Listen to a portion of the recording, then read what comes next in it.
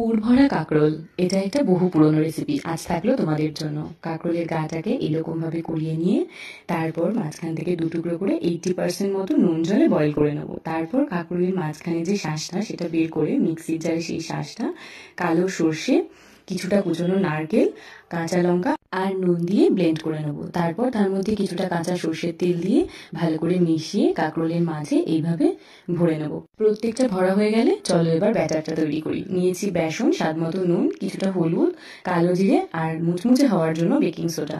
অল্প অল্প জল দিয়ে এরকম মোটা ঘনত্বের একটা ব্যাটার তৈরি করব।